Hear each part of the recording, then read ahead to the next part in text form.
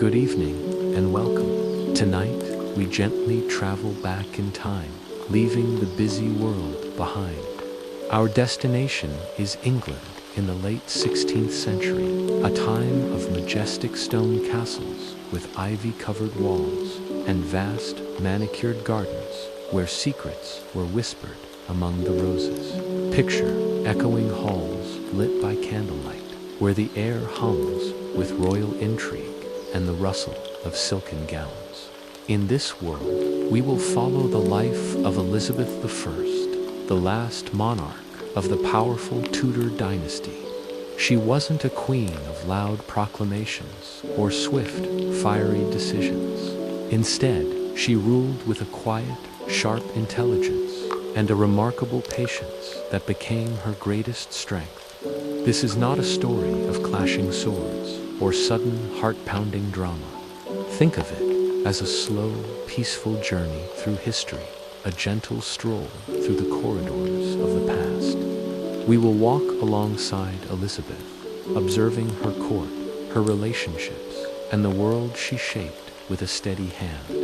This is a tale to soothe your mind, a soft reflection on the life of a queen who navigated a complex world with grace and fortitude. So, find a comfortable position, close your eyes, take a long, deep breath in, and let it out slowly. Allow the story of Elizabeth to unfold like a soft blanket, guiding you into a deep and peaceful rest. Tonight, the story begins not in a grand throne room, but in a quiet nursery. A little girl named Elizabeth, with fiery red hair and bright, intelligent eyes. Her birth was a disappointment to her father, King Henry VIII, who desperately wanted a son to be his heir. From her earliest days, Elizabeth learned a harsh lesson. Her value was tied to things beyond her control. She learned to be watchful, to listen more than she spoke, and to keep her own thoughts locked safely away. As she grew, her world was one of constant change and danger. Her mother, Anne Boleyn, was executed, and Elizabeth was declared illegitimate. She was sent away from court, her status uncertain. Yet, even in these challenging years, she dedicated herself to her education. She devoured books, mastering multiple languages and studying history, philosophy, and rhetoric. She was preparing herself, though she didn't know for what. She learned that knowledge was a form of power that no one could take from her. Imagine her as a young woman, navigating the treacherous court of her half-siblings. She had to be clever, careful not to show too much ambition, yet always ready. She survived plots and imprisonment, even a stay in the formidable Tower of London, where every shadow could hide a threat. It was in these quiet, lonely moments that her true character was forged. Her patience grew, her resolve hardened, and she learned to trust her own judgment above all else. When her time finally came to ascend the throne, she was not an impulsive girl, but a wise and resilient woman, ready for the weight of the crown. On a quiet September morning in 1533, within the grand walls of Greenwich Palace, a future queen was born. The date was September 7th, and the baby was Elizabeth Tudor, daughter of the formidable King Henry VIII and his second wife, the captivating Anne Boleyn. As the sun rose, the palace hummed with hushed anticipation. Servants moved like shadows, their whispers echoing through the long corridors as they prepared the royal chambers. The air was thick with the scent of beeswax from candles flickering in silver sconces, casting dancing shadows on the rich tapestries. This was the world Elizabeth entered, one of immense power, political intrigue, and the heavy, gilded weight of the crown. From her very first moments, Elizabeth's destiny was intertwined with the great currents of history. She was baptized with all the ceremony befitting a princess, wrapped in the finest white christening mantle, a symbol of her royal status. Midwives and attendants watched over her with careful eyes, noting every tiny movement. Her small, delicate hands and bright, inquisitive eyes seemed to hold a spark, a curiosity that would one day become the hallmark of her legendary reign. Even as an infant, she was more than just a child. She was a piece on the great chessboard of European politics, a symbol of her father's audacious break with the past. Elizabeth was not Henry's first daughter. She had an older half-sister, Mary Tudor, the daughter of Henry's first wife, Catherine of Aragon. The two princesses could not have been more different. Mary, shaped by the harsh realities of her mother's fall from grace, was serious, deeply religious, and cautious. She had learned early to be obedient and reserved. Elizabeth, on the other hand, was a whirlwind of energy and intellect. She was clever, lively, and possessed an insatiable curiosity about the world around her. This difference in temperament would define their complex and often fraught relationship for decades to come. While the court buzzed with plots and politics, the young Elizabeth found her sanctuary in the palace gardens. These sprawling green spaces became her playground, a world away from the watchful eyes of courtiers. Here, she wasn't just a princess. She was a child exploring her world. She would wander for hours along the manicured paths, her small feet treading the same ground as kings and queens before her. She'd walk slowly along the banks of the River Thames, watching the water flow silently by, a constant, steady presence in her ever-changing life. The river was a source of endless fascination. She would watch the boats drift lazily downstream, their sails catching the wind, imagining the distant lands they were headed to. She picked wildflowers, her small fingers carefully selecting the brightest blooms, and listened to the chorus of birds singing in the ancient trees. These simple, peaceful moments were a stark contrast to the turbulent world of the Tudor court. But even in the tranquility of the garden, the subtle tensions of her life were ever present. The whispers about succession, the shifting loyalties of the court, and the immense weight of her family's expectations followed her like a shadow. Elizabeth's early years were a delicate balance of childhood innocence and royal responsibility. She was learning to read and write, her sharp mind quickly grasping languages and complex ideas. But she was also learning the unspoken rules of court life, who to trust, what to say, and when to remain silent. Her father, King Henry VIII, was a colossal figure in her life, a force of nature whose moods could shape the destiny of nations and of his own children. His desperate quest for a male heir was the driving force behind his marriages and the English Reformation, and it cast a long shadow over Elizabeth's childhood. As Anne Boleyn's daughter, her very legitimacy was tied to her mother's precarious position at court. Life within the royal household was a constant performance. Every meal, every lesson, every walk in the garden was observed. Elizabeth learned to navigate this world with a poise and intelligence that belied her young age. She developed a keen ability to read people, to understand their motives, and to guard her own thoughts. This was a skill that would prove invaluable in the years to come.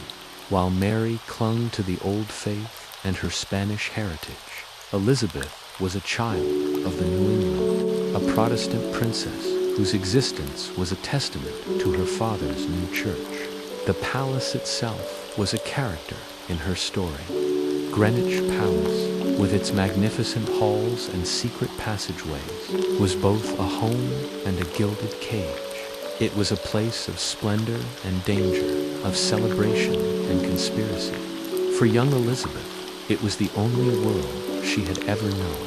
She learned its rhythms, its secrets, and the faces of the people who moved within its walls. These formative years, spent in the heart of Tudor power, shaped the woman she would become, resilient, intelligent, and fiercely determined.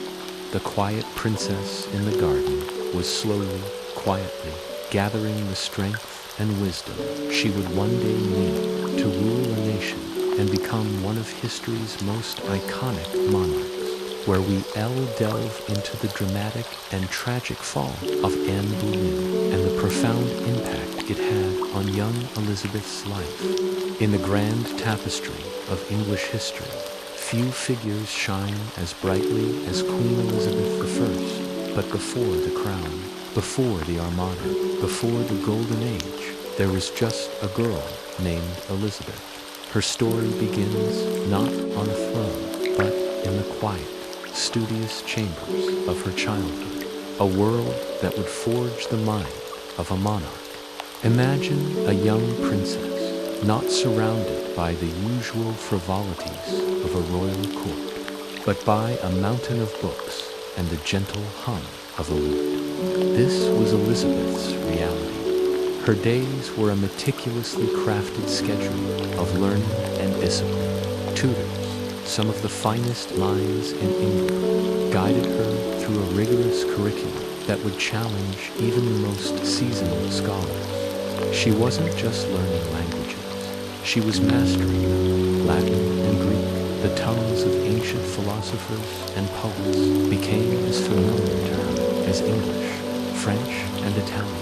The languages of diplomacy and art flowed from her lips with effortless grace. Her education was no mere recitation of facts. It was a deep, immersive dive into the very foundations of Western thought. When she read the classics, she didn't skim. She absorbed them, page by patient page, pondering the words of Plato and Cicero. History wasn't a list of dates and battles. It was a series of lessons in power, ambition, and human nature. She studied the rise and fall of empires, tracing the threads of cause and effect with a keen, analytical eye. Theology and philosophy weren't abstract concepts. They were tools to understand the world, her place in it, and the divine right of kings. She approached these complex subjects with a patient care that was remarkable for someone so young. Beyond the world of books, Elizabeth's life was filled with the soul-stirring beauty of music. Her music lessons were long and deliberate, a testament to her discipline. She would practice for hours, her fingers dancing across the strings of the lute, a popular instrument of the time. The soft notes would echo through the quiet stone chambers of her residence, a solitary soundtrack to her formative years. She also sang, her voice a soft, controlled melody, honed through endless repetition. Music was more than a pastime for her. It was an escape, a form of expression, and another layer of the sophisticated education that was shaping her into a Renaissance woman. But Elizabeth's inner world was just as rich and vibrant as her academic one. She possessed a powerful imagination and a creative spirit. She loved to write poems, her verses capturing the fleeting thoughts and deep emotions of a young girl living an extraordinary life. She would sketch, her drawings offering a glimpse into how she saw the world around her. And she was an avid reader of stories, particularly tales of the kings and queens who had come before her. She would lose herself in these chronicles, her mind wandering through the ancient, drafty halls of English castles, imagining the lives, the triumphs, and the tragedies of her ancestors. Her imagination wasn't confined to England. It sailed across distant seas to faraway lands, fueling a curiosity about the wider world that would one day define her reign. Yet, even in this sheltered world of study and art, the dangerous realities of the Tudor court were ever present. Elizabeth was no naive princess, lost in her books. From a very early age, she was a shrewd observer of the world around her. The royal court was a complex web of ambition, loyalty, and betrayal. A place where a misplaced word or a mistaken glance could have dire consequences. Elizabeth learned to navigate this treacherous environment with a skill that belied her years. She watched everything. She listened intently to the whispers in the corridors, the subtle shifts in conversation when a powerful noble entered the room. She wasn't just a passive observer. She was an active student of human behavior. In her young mind, she was already building a mental catalog of the key players at court. She recorded their names, their habits, their weaknesses, and their alliances. She understood that knowledge was power, and in the volatile world of Tudor politics, survival depended on knowing who you could trust and who you couldn't. This quiet, careful observation, this early education in the subtle games of power, was perhaps the most important lesson of her childhood.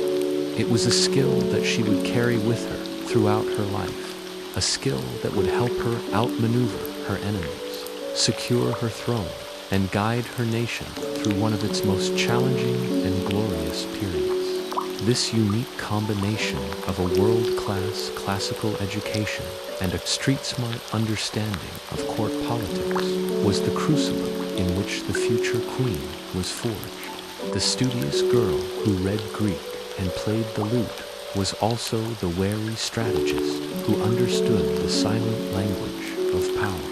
Her childhood was a quiet, intense preparation for the storm that was to come. It was in these formative years, filled with books, music, and watchful silence, that the foundations of Queen Elizabeth I were laid. The discipline, the intellect, and the cunning she developed as a child would become the hallmarks of her legendary reign, shaping her into one of the most formidable and successful monarchs in history. Her journey from a scholarly princess to a powerful queen is a testament to the idea that the seeds of greatness are often sown in the quiet fields of a well-tended mind. The year is 1536, in the grand palaces of England. A storm is brewing, one that will change the course of history and shape the destiny of a future queen. At the center of this storm is Anne Boleyn, the captivating and ambitious second wife of King Henry VIII and mother to a little girl named Elizabeth. Just 3 years earlier, Anne's coronation was a spectacle of triumph. Henry had defied the Pope, broken with the Catholic Church, and declared himself the head of the Church of England, all to marry her. He desperately wanted a son, an heir, to secure the Tudor dynasty. When Anne gave birth, it was to a healthy, red-haired baby girl, Elizabeth. While not the son he craved, Henry still celebrated. Elizabeth was declared a princess and the rightful heir to the throne. For a fleeting moment, the future seemed bright. But in the cutthroat world of the Tudor court, fortunes could turn as quickly as the tide. Anne's fiery spirit and sharp intellect, which had once enchanted the king, now began to irritate him. More critically, she had failed to produce a male heir. A series of miscarriages and stillbirths deepened Henry's disappointment and frustration. His eyes started to wander, landing on the demure and gentle Jane Seymour, one of Anne's own ladies-in-waiting. The king's desire for a new wife and a new chance at a son set in motion a devastating chain of events. A plot, masterminded by the king's chief minister, Thomas Cromwell, began to take shape. Cromwell, once an ally of Anne, now saw her as an obstacle. He needed to remove her, and he would do so with brutal efficiency. The whispers started small, slithering through the corridors of power. Rumors of infidelity, of witchcraft, of conspiracies against the king himself. Suddenly, the whispers became shouts. Anne was arrested on horrifying charges. Adultery with 5 men, including her own brother, George Bullen. The accusations were shocking and, to most historians today, completely fabricated. They were a convenient fiction designed to justify her removal. The men accused alongside her were swiftly tried and found guilty. They were executed, their lives sacrificed to build the case against the Queen. Anne was taken to the Tower of London, the very place she had stayed in splendor before her coronation. Now it was her prison. Her trial was a sham. Stripped of supporters, faced with a court determined to find her guilty, she had no chance. Despite her eloquent and passionate defense of her innocence, the verdict was a foregone conclusion. She was condemned to death. On the morning of May 19, 1536, Anne Boleyn walked to the scaffold. She did not go as a weeping, defeated woman. She faced her end with a courage and dignity that stunned the onlookers. She delivered a careful speech, praising the king and urging the crowd to pray for him. She knew her daughter's life depended on it. To protect Elizabeth, she had to play the part of the loyal subject to the very end. The executioner, a skilled swordsman brought over from France at her own request, ended her life with a single swift stroke. And what of the little girl at the heart of this tragedy? Elizabeth was just 2 years and 8 months old. One day she was a princess, living in lavish apartments with her mother, the Queen of England.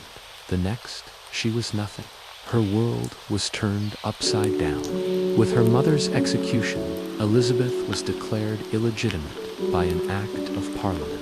Her title of princess was stripped away. She was now simply the Lady Elizabeth. She was moved from her mother's grand chambers into quieter, more isolated quarters. The familiar faces of her nursery attendants vanished, replaced by new governesses. These women were gentle but also strict, tasked with overseeing her every move and word. The carefree world of a toddler was gone, replaced by an environment of hushed tones and watchful eyes. Imagine being that small child. You wouldn't understand the complex politics, the accusations, the reasons why your mother suddenly disappeared.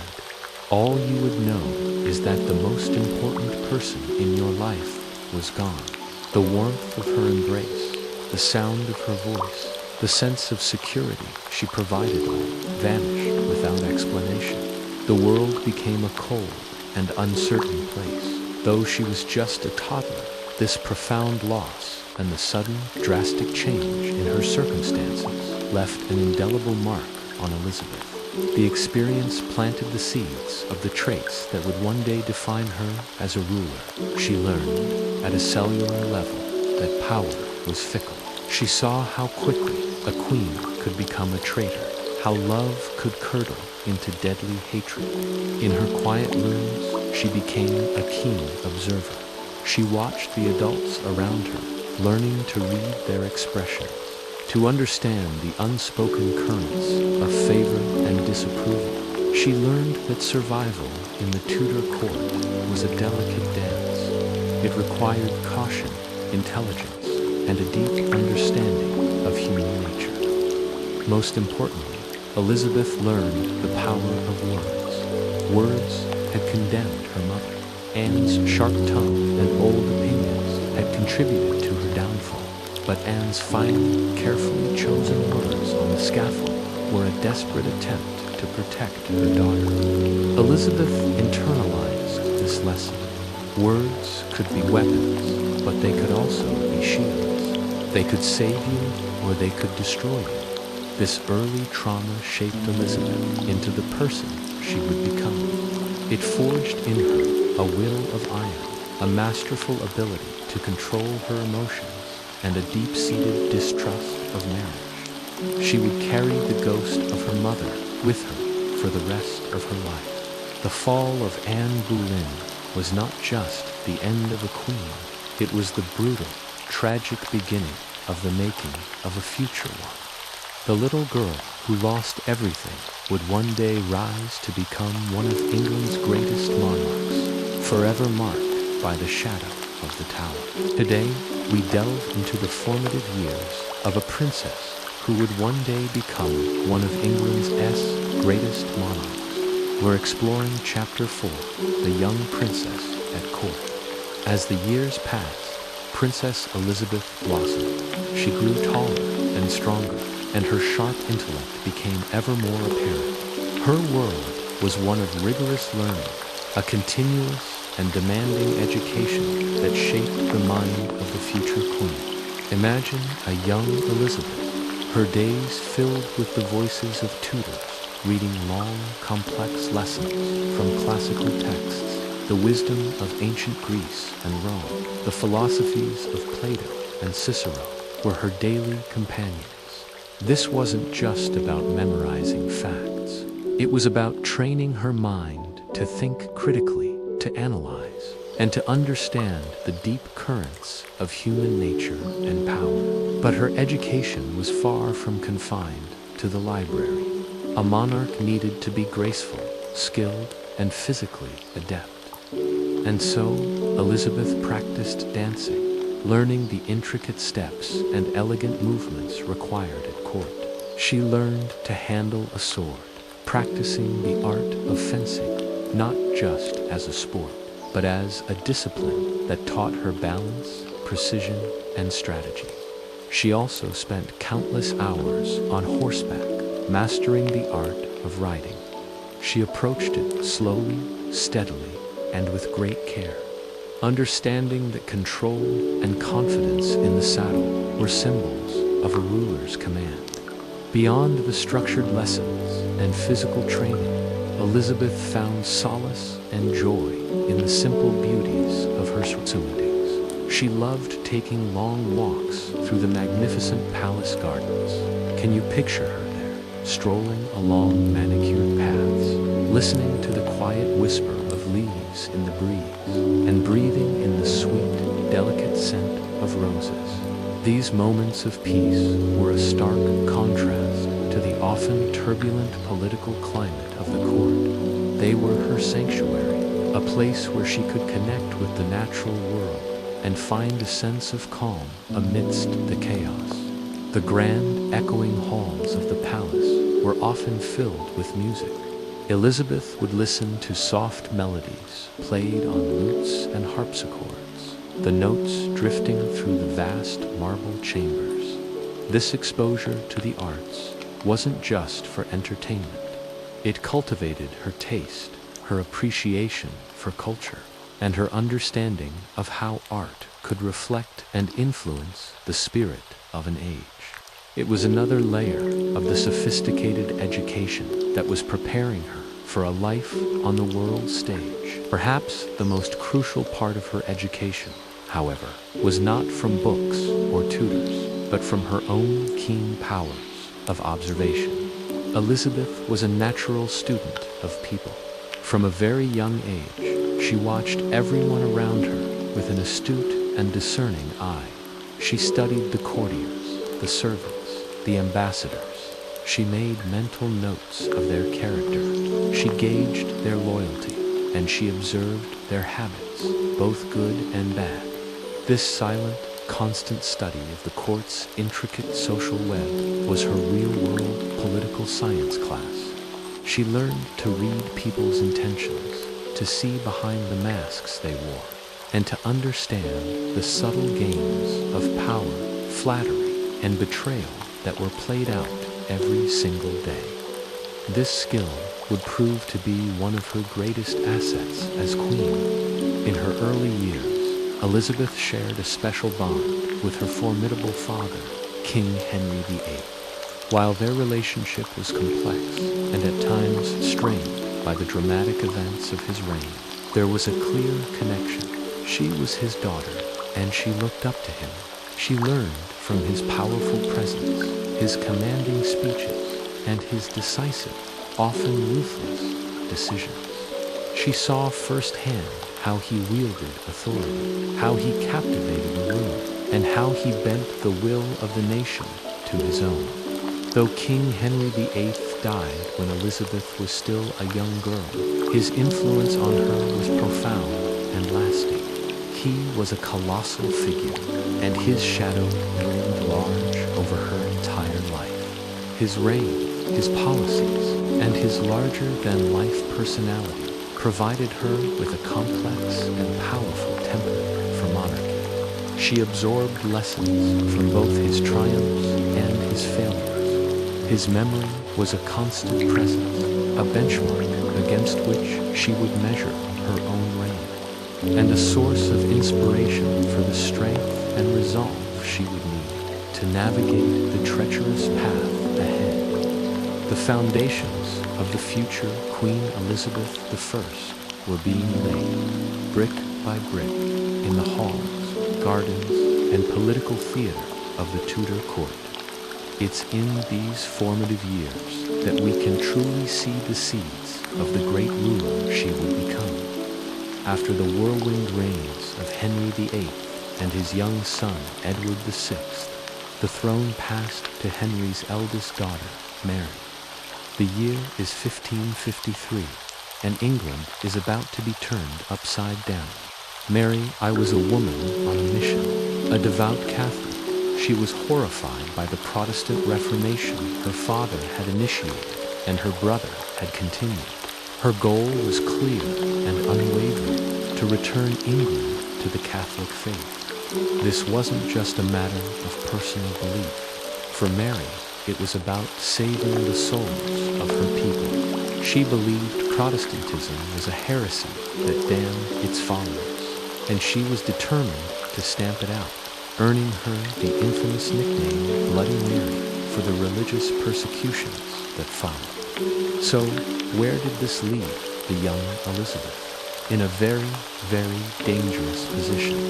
Elizabeth was the daughter of Anne Boleyn, the very woman for whom Henry VIII broke with the Catholic Church. In the eyes of many Catholics, Elizabeth was not only illegitimate, but also the living symbol of the Protestant heresy.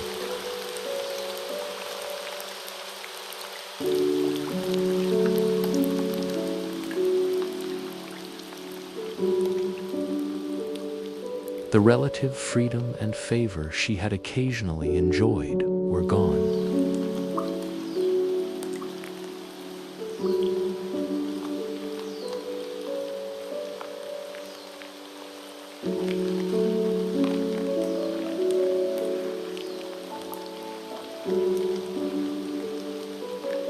It was a tightrope walk every single day. At first, Elizabeth tried to conform. She attended Catholic Mass, outwardly complying with her sister's religious policies. Was she sincere?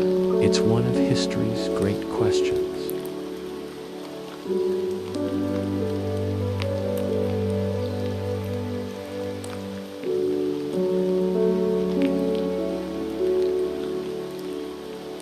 So, she played the part of the obedient younger sister, all while the court buzzed with plots and whispers. The political climate was incredibly volatile. Many in England, particularly the nobility and gentry who had profited from the dissolution of the monasteries, were not eager to return to Catholicism. They saw Elizabeth as their great Protestant hope. This made her even more dangerous in Mary's eyes.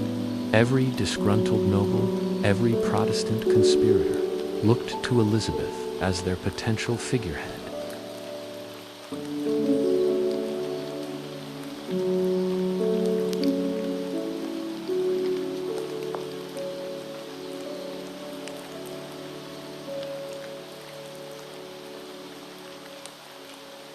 The rebels planned to depose Mary and, you guessed it, place Elizabeth on the throne.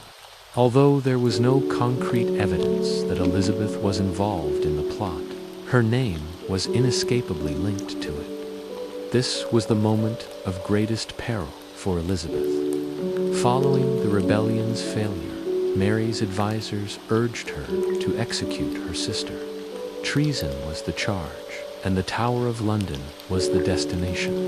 Elizabeth was arrested and taken to the Tower, the same fortress where her mother, Anne Boleyn, had been imprisoned and executed.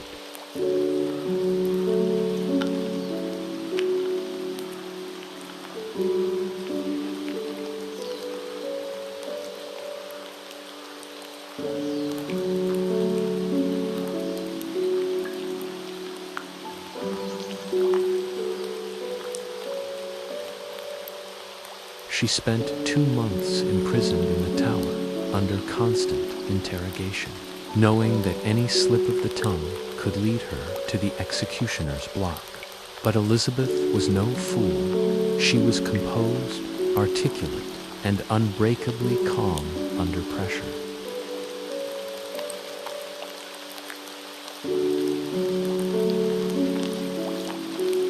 Ultimately, with no confession and no real proof, Mary couldn't bring herself to sign her own sister's death warrant. The lack of evidence saved Elizabeth's life, but her ordeal was far from over.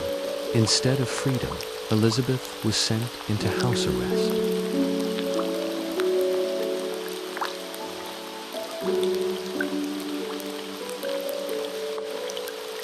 Here, she lived under constant surveillance. Her letters were read, her visitors were monitored, and her every move was reported back to the Queen. It was a gilded cage. This period of isolation and confinement, however, was not wasted.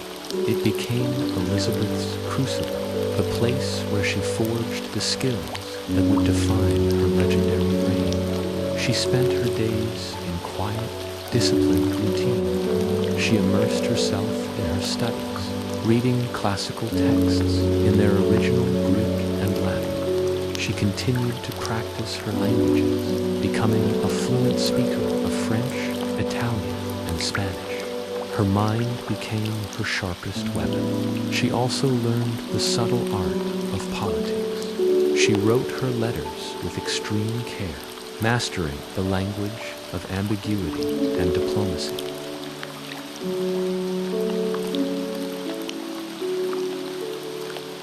She communicated with allies through coded messages and trusted intermediaries, building a network of support right under the noses of her guards. She was playing a long game, and she was playing it brilliantly.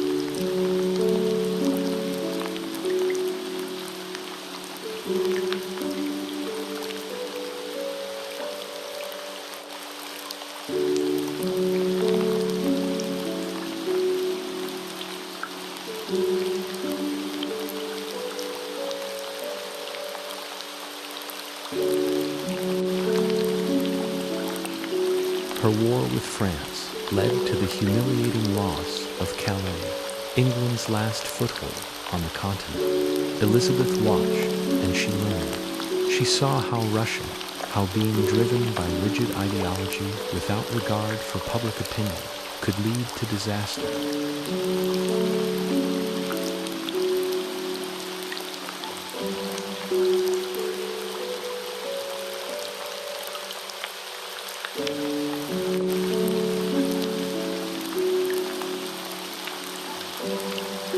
Which made her an even more attractive alternative to the increasingly unpopular Queen Mary.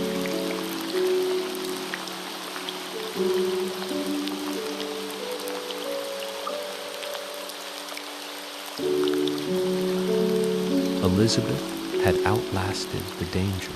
She had survived the Tower, the interrogations, and the years of suspicion.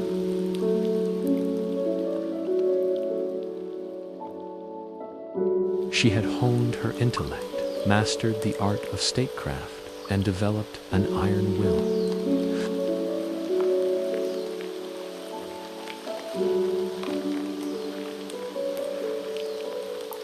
The 25-year-old Elizabeth, who had lived on a knife's edge for 5 long years, was now Queen of England.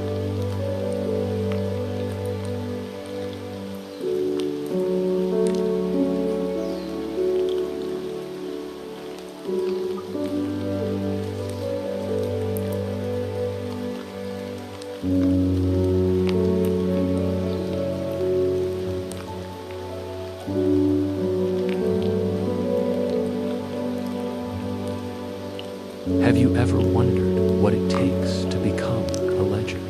To not just wear a crown, but to truly embody what it means to rule. Today, we're peeling back the layers of history to look at the meticulous, almost secretive preparation of a young woman who would one day become one of the most iconic monarchs in history, Queen Elizabeth I. This isn't just a story about inheriting a throne. It's about earning it long before it was ever hers. Our story begins not in a grand throne room, but in the quiet, dusty corners of a palace library. Here, a young Elizabeth wasn't just a princess. She was a scholar, a strategist in training.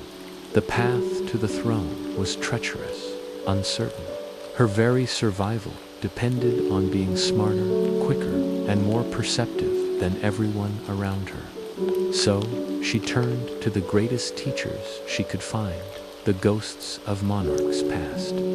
Imagine her, surrounded by heavy, leather-bound books, the air thick with the smell of old paper and beeswax from the candles she read by. She wasn't just skimming pages, she was dissecting them.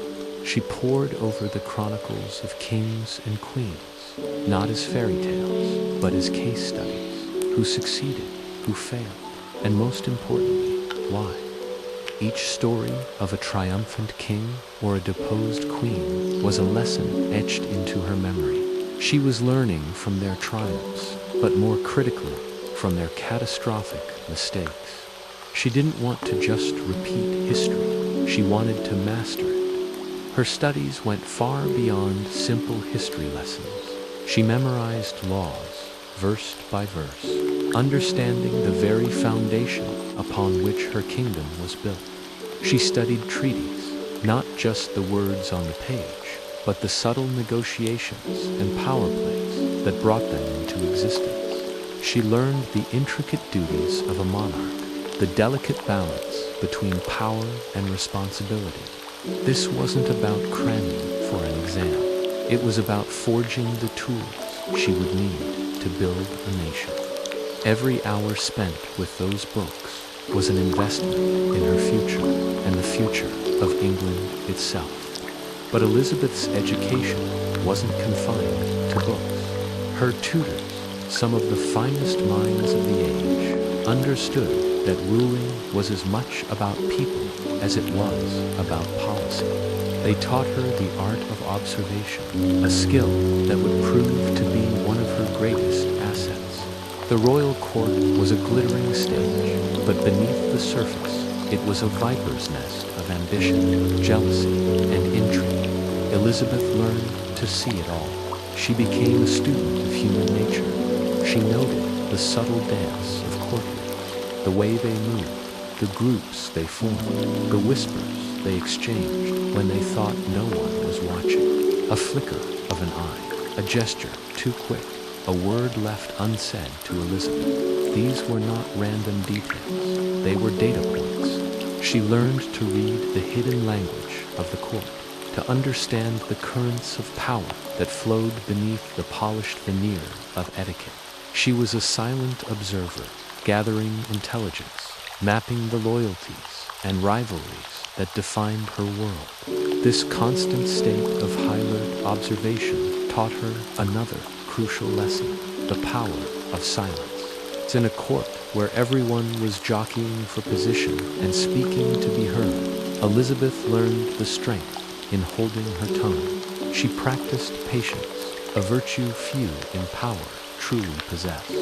She learned to remain calm in the face of provocation, to keep her thoughts hidden behind a mask of serene composure. Her speech became a precision instrument. Every word was chosen with care, weighed for its impact and potential interpretation. She understood that for a future queen, a careless phrase could be as deadly as a dagger. And then there was the art of appearance. In the Tudor court, what you wore was who you were. It was a visual language, and Elizabeth was determined to become its most fluent speaker. Her clothing and appearance were not matters of personal taste. They were strategic choices. Every element was carefully curated to project a specific message. Her tutors taught her the complex symbolism of colors: white for purity and maidenhood, black for authority and wisdom, red for power and passion. She learned how the cut of a dress, the richness of the fabric, and the style of a ruff could communicate status and intent. Jewelry wasn't just adornment, it was a statement. A particular pearl necklace might signal favor from a foreign power, while a ruby ring could be a subtle show of strength. Even her posture was rehearsed, projecting an image of grace, confidence, and unshakable authority. She learned that a queen is always on the stage. The smallest details were weapons in her arsenal. The way she held a fan could be a signal to a lady-in-waiting. The choice of a ribbon on her sleeve could be a nod to a particular noble house. A dropped glove wasn't an accident. It could be a test of a courtier's attentiveness or a deliberate invitation for a conversation. She mastered this silent theater, learning to send powerful messages without ever speaking a word.